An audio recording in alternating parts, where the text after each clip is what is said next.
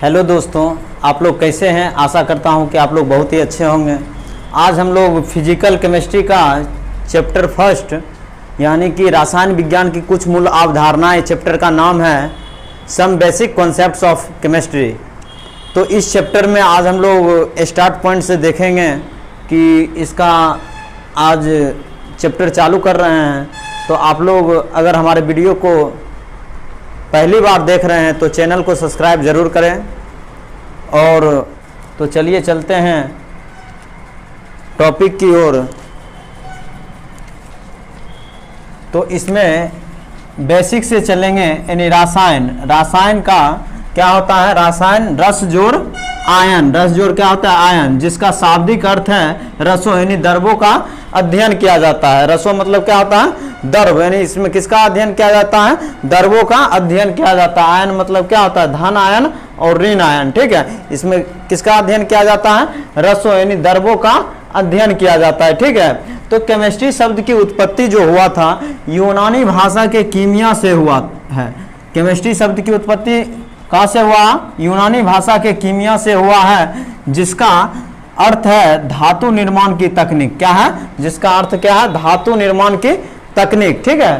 तो आगे देखिए इसका डेफिनेशन देखेंगे, यानी परिभाषा रसायन का क्या होता है, रसायन शास्त्र का यानी विज्ञान की वह शाखा जिसमें पदार्थों के संगठन, संरचना, गुणों और रासायनिक अभिक्रिया के दौरान हुए परिवर्तनों का अध्ययन किया जाता है। इसमें क्या किया जाता है, यानी विज्ञान की क्या कहेंगे, इसमें अगर डिफिनीशन देना होगा तो क्या देंगे, विज्ञान की वह शाखा जिसमें पदार्थों के संगठन, संरचना, गुणों और रासायनिक अभिक्रिया के दौरान हुए परिवर्तनों का अध्ययन किया जाता है। अब देखिए रसायन विज्ञान के जनक कौन है। तो रसायन विज्ञान के जनक यहाँ लिख दिए हैं। रसायन विज्ञान के जनक कौन है, एंटोनी लेवोजियर। कौन है, रसायन विज्ञान के जनक कौन है, एंटोनी लेवोजियर। और इनका जन्म जो हुआ था 26 अगस्त 1743 ईस्वी में कहाँ हुआ था, फ्रांस में इनका जन्म हुआ था। और मृत्यु जो है इनका 8 मई 1794 में कहाँ हो गया था,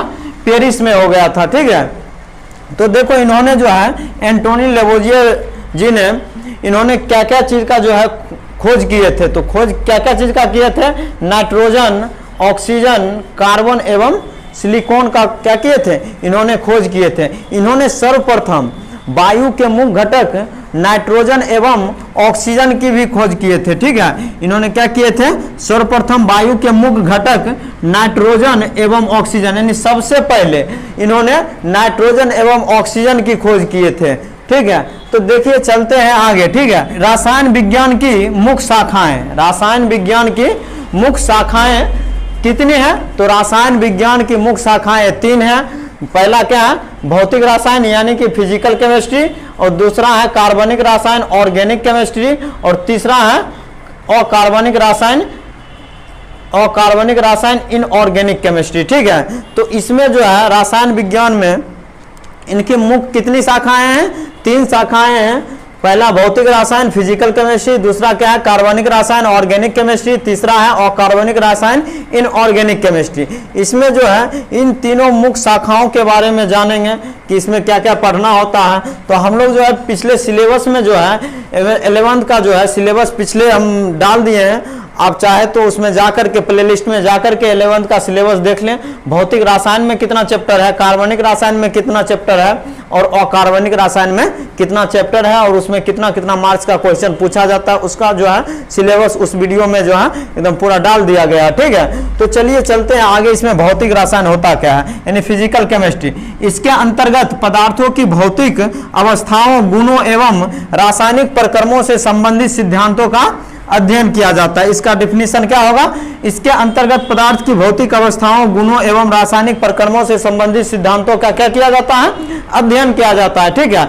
अगला आइए कार्बनिक रसायन ऑर्गेनिक केमिस्ट्री। इसके अंतर्गत हम कार्बन युक्त तत्वों एवं उनके यौगिक की संरचना और गुणधर्मों का अध्ययन करते हैं। इसमें क्या रहेगा, कार्बनिक रसायन में कार्बन रहेगा ही रहेगा, ठीक है। और अकार्बनिक रसायन में क्या होगा, कार्बन की मात्रा नहीं रहेगा। इसका डिफिनेशन किस तरह देंगे ऑर्गेनिक इनऑर्गेनिक केमिस्ट्री का।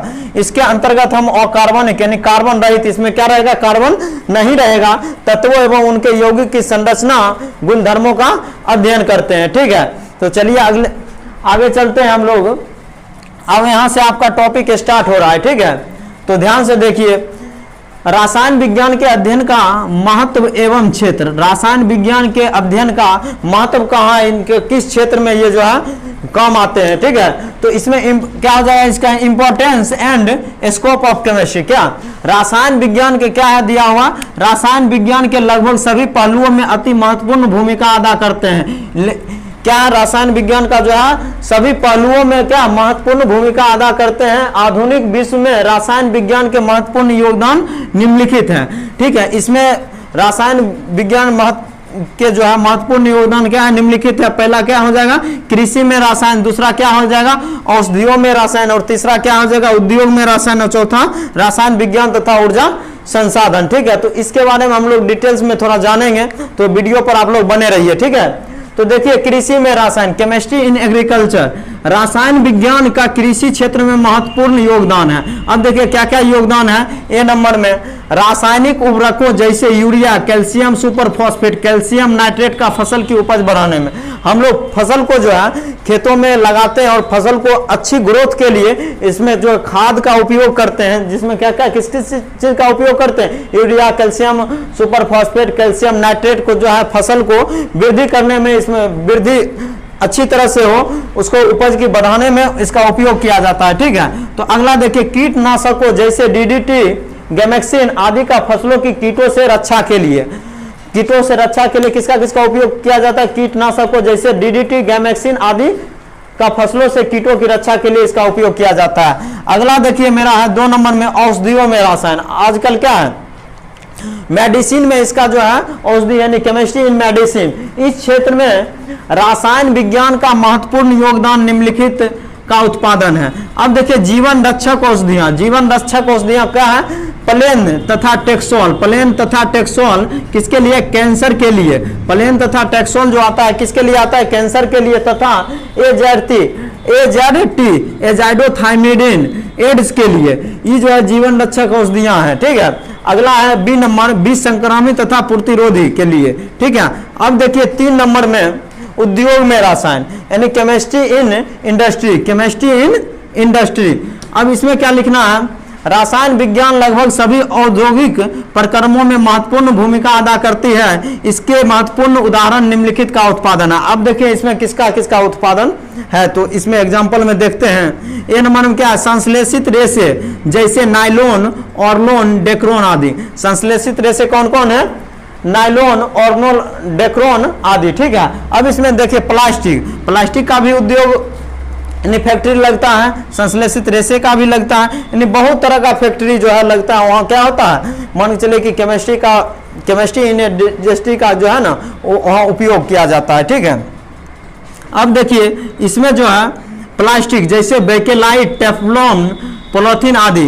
अब पेंट, वार्निश, एनामल, रंजक आदि। सीमेंट, ग्लास, प्रकाशीय तंतु, सिरेमिक तथा सिल्वर, सोना, आयरन आदि धातुओं का निष्कर्षण होता है। कहाँ होता है, उद्योग में, रसायन में, यहाँ इसका निष्कर्षण होता है। अब देखिए 4 नंबर में रसायन विज्ञान तथा ऊर्जा संसाधन। क्या है, रसायन विज्ञान तथा ऊर्जा संसाधन, chemistry and energy resource, chemistry in energy resource. तो इसमें देखेंगे विश्व के ऊर्जा संसाधन पेट्रोलियम, कोयला, लकड़ी, नाभिकीय ईंधन है।